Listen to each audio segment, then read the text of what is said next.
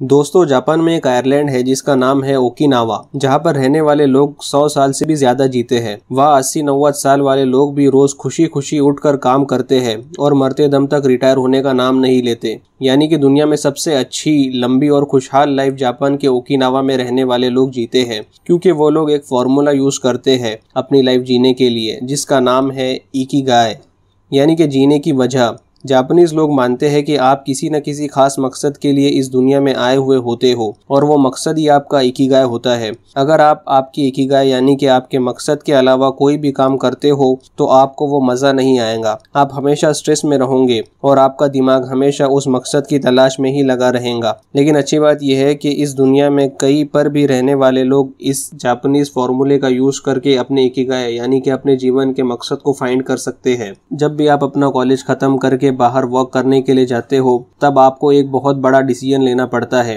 कि अब आप लाइफ में क्या करोगे। ये डिसीजन लेना बहुत इंपॉर्टेंट होता है, क्योंकि आपकी लाइफ का सबसे ज्यादा टाइम आप काम करने में ही स्पेंड करते हो। इसीलिए कोई आपको कहेगा कि जिस काम में आपको खुशी मिलती है वो काम करो, कोई कहेगा कि जिस काम में आप अच्छे हो वो करो, कोई कहेगा वो काम कर जिसमें आपको सबसे ज्यादा पैसे मिले, फिर कोई ये कहेगा कि बेटा वो काम करो जिसको दुनिया की सबसे ज्यादा जरूरत है। अब इसमें प्रॉब्लम ये है कि हर कोई हमें इन 4 ऑप्शंस में से किसी एक ऑप्शन को चूज करने के लिए कहता है, जो एक गलत एडवाइस है। इकिगाई 4 पार्ट्स का कॉम्बिनेशन है और अगर इसमें से कोई एक भी पार्ट मिस हो तो आपकी लाइफ में क्या प्रॉब्लम आ सकती है वो हम एक डायग्राम की मदद से समझते हैं। पहला सर्कल है व्हाट यू लव।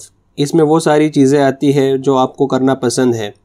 दूसरा सर्कल है what you are good at. इसमें वो सारी चीज़ें आती है जो आप अच्छे तरीके से कर सकते हो। थर्ड है what you can be paid for. इसमें वो चीज़ें आती है जिसमें आपको आपके काम करने के बदले में कुछ पैसे मिलेंगे। And fourth what the world need. इसमें वो सारी चीज़ें आती है जिसकी दुनिया को ज़रूरत है। अब देखो, फर्स्ट और सेकंड सर्कल के कॉम्बिनेशन से आपको आपका पैशन मिलेगा, यानी कि वो चीज़ करना आपको पसंद है और जिसमें आप अच्छे भी हो, तो वो काम होगा आपका पैशन। एग्जाम्पल, नई चीज़ें सीखना और प्रोग्रामिंग करना आपको पसंद है, इस काम में आप अच्छे भी हो, तो यूजफुल नॉलेज पाके प्रोग्रामिंग करना आपका पैशन हुआ। फिर सेकेंड और थर्ड सर्कल के इंटरसेक्शन से आपको आपका प्रोफेशन मिलेगा, यानी कि जिस चीज़ में आप अच्छे हो और उसके बदले में आपको पैसे भी मिले तो वो काम बन जाएगा आपका प्रोफेशन। एग्जाम्पल, कुछ नया सीख के आपने एक ऐप बनाई जिससे आपको थोड़े बहुत पैसे भी मिले, तो वो काम बन गया आपका प्रोफेशन। थर्ड और फोर्थ सर्कल के इंटरसेक्शन से आपको आपका वोकेशन मिलेगा, यानी कि जिस चीज़ के बदले में आपको पैसे मिले और उसी चीज़ की दुनिया को ज़रूरत हो, तो वो काम होगा आपका वोकेशन। मतलब आपने बनाई ऐप दुनिया की नीड के लिए बेस्ट सूटेबल है, तो वो काम आपका वोकेशन होगा। अंत में आपको आपका मिशन मिलेगा, यानी कि जिस चीज़ की दुनिया को ज़रूरत हो और वो ही आपका फेवरेट वर्क हो, तब वो वर्क करने का रीज़न ही आपका मिशन बन जाएगा। एग्जाम्पल, जिस ऐप की दुनिया को बहुत ज़रूरत है उस पर ही काम करना आपको बहुत पसंद था, तो आपकी पसंद और दुनिया की नीड बन जाएगा आपका मिशन। प्रॉब्लम तब आती है जब लोग आपको आपका पैशन फाइंड करने के लिए कहते हैं, पर सिर्फ पैशन फाइंड करना काफ़ी नहीं होता, क्योंकि वो इकिगाई का सिर्फ एक पार्ट है। आपको ऐसा वर्क फाइंड करना चाहिए जो बाकी 3 कंपोनेंट्स को भी सेटिस्फाई करे। इन चारों कंपोनेंट के बीच में ही आपको आपका इकिगाई मिलेगा, और जब ये चारों चीज़ें सेटिस्फाई होंगी तभी आप एक लंबी और बिना स्ट्रेस वाली सफल जिंदगी जी पाओगे। एग्जाम्पल देके बताओ तो सचिन तेंदुलकर को क्रिकेट खेलना बहुत पसंद है, उसमें वो प्रैक्टिस करके अच्छे भी बने। क्रिकेट खेलने से उनको पैसे भी मिलते हैं और दुनिया को उनकी ज़रूरत भी है, यानी कि क्रिकेट सचिन का इकिगाई है। आप जितने भी पॉपुलर पर्सनैलिटीज़ को जानते हो, उन सभी ने अपना इकिगाई फाइंड कर लिया होता है और उसकी वजह से ही वो इतने सफल होते हैं। इकिगाई को फाइंड करना बहुत इंपॉर्टेंट होता है, क्योंकि उसकी वजह से ही आप आपके काम में फ्लो स्टेट अचीव कर सकते हो।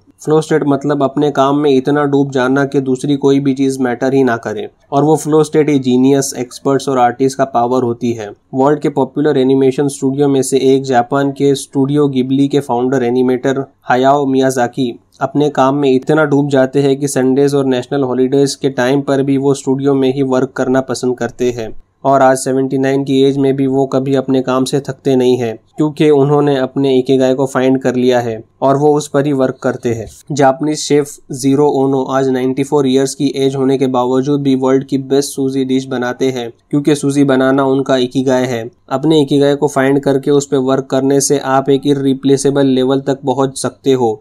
इवन टेक्नोलॉजी भी आपको रिप्लेस नहीं कर सकती।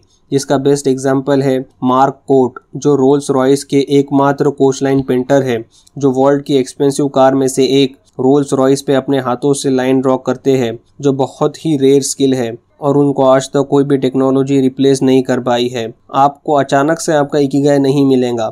आपका इंटुइशन यानी कि आपके अंदर की आवाज़ और क्यूरियोसिटी ही आपका इकिगाई फाइंड करने में आपको हेल्प करेंगी। उसके लिए आपको अलग अलग चीज़ें एक्सप्लोर करनी पड़ेंगी और क्वेश्चंस पूछ के अपने आप को जानना पड़ेगा। और जब भी आपको अपना इकिगाई मिलेगा तब आपको ऑटोमेटिक ही पता चल जाएगा कि इसी चीज़ की मुझे तलाश थी।